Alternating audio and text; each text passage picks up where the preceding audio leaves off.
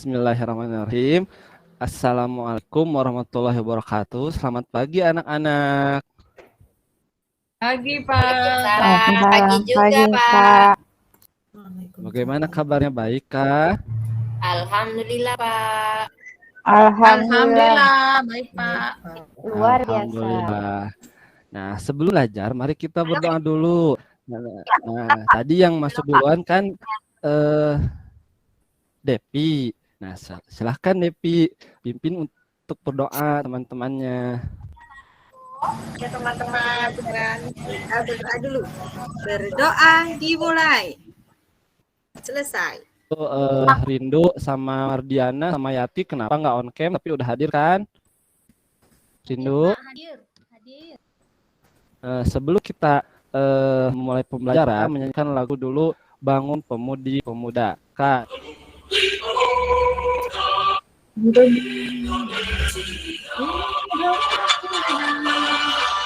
Pada pembelajaran sebelumnya, kita sudah mempelajari tentang pekerjaan seorang pelukis. Nah, apakah kalian tahu pelukis sama tidak dengan pendongeng? Ada yang tahu? Tidak, Pak. Beda. Oke. Apa itu dongeng? Nanti kita bahas ya. Nah, untuk tujuan pembelajaran hari ini, kita akan mempelajari bahasa Indonesia. Nanti kalian itu bisa menjelaskan dan menganalisis unsur cerita yang ada dalam sebuah dongeng.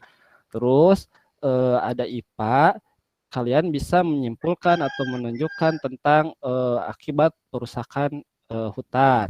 Dan ada IPS-nya, yaitu kalian bisa menganalisis dan menyimpulkan jenis-jenis pekerjaan. Tepuk semangat! Semangat. Semangat! Semangat. Ya, terima kasih. Kita bahas sama-sama. Silakan baca ini Widya. Dongeng itu apa?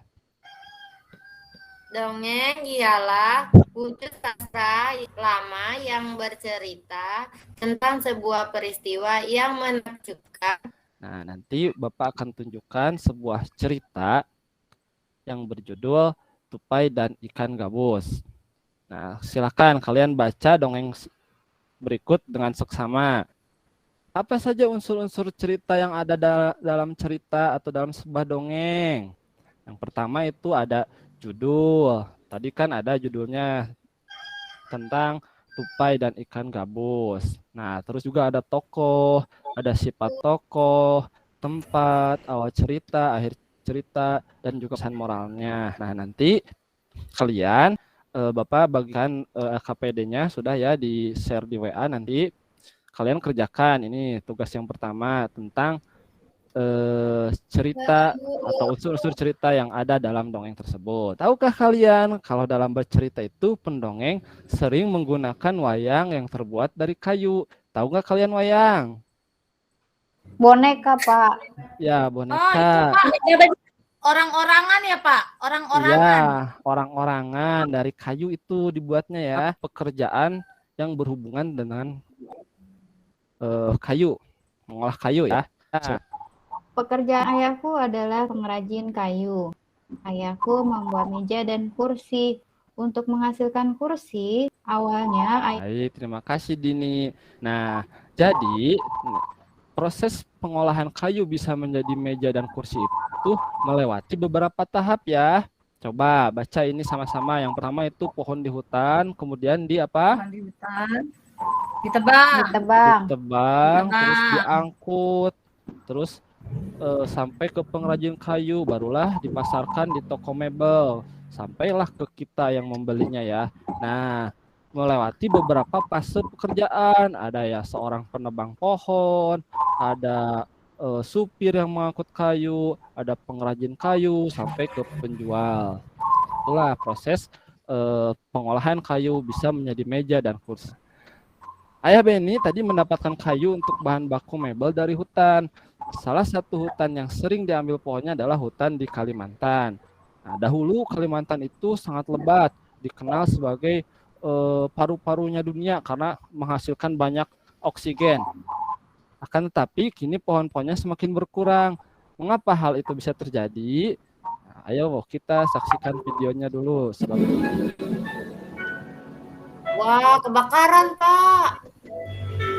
Iya, itu salah satu yang menyebabkan hutan di Kalimantan itu. Perhatikan nih di gambar ya. Dari tahun 1950 sampai ke 1985, ada yang berbeda nggak ini gambar-gambarnya nih dari Pak. warnanya? Iya, Ya, Pak. Kok semakin- hijaunya makin Iya. dikit, Pak? Pak, ijo-ijonya makin Iya. dikit, Pak, Nah, itu ijo-ijonya. menandakan Makin hilang, Pak. hutan di Kalimantan itu semakin berkurang setiap tahunnya. Kenapa? Karena tadi salah satunya ada yang Ditebang, Tebangin, Bakar. dibakar. bakar. Nah, coba kalian tunjukkan upaya untuk pelestarian hutannya. Ada di nomor berapa saja? Nomor 1 ini termasuk upaya pelestarian hutan. Nomor Satu. 4. Satu, Satu, Ada, Pak. Pak. Nomor 1 sama nomor 4, Pak. 2 1 dan 4, 1, 2 dan termasuk 2 juga. itu dan kebakaran, Pak. 1 dan 4, Pak. Duanya malah bakar hutan itu, Pak. Berarti tidak Iya, termasuk boleh ya. bakar. Ini 1 nomor dan 3-nya Tidak, Pak. penebangan, termasuk nggak pelestarian hutan? ditebang-tebangin. Tidak, Pak. Itu malah dipotongin pohonnya. Tidak, Pak, tidak. Ini yang Tidak, Pak. Itu merusak, Pak. Itu mah. Nah, itu betul. Ya. Akibat perusakan hutan secara liar diantaranya tadi hilangnya kesuburan tanah. Kenapa? Karena kan pohonnya berkurang. Udara Jadi menjadi tanah itu kotor. banyak menyerap panas sehingga menjadi kekering tanahnya itu. Yang kedua, turunnya sumber daya air. Iya, itu salah satunya. Yang kedua, turunnya sumber daya air karena airnya banyak yang tidak terserap karena tidak adanya akar-akar pohon. Yang ketiga tadi kata Widya mengakibatkan banjir. Yang keempat tadi punahnya keanekaragaman hayati. Kita harus bagaimana upayanya? Yaitu yang pertama apa baca? Berupaya mereboisasi Berupaya mereboisasi. yang gundu. Terus apa lagi Melarang upayanya? pembabatan Yati, hutan baca, secara Yati. sewenang-wenang.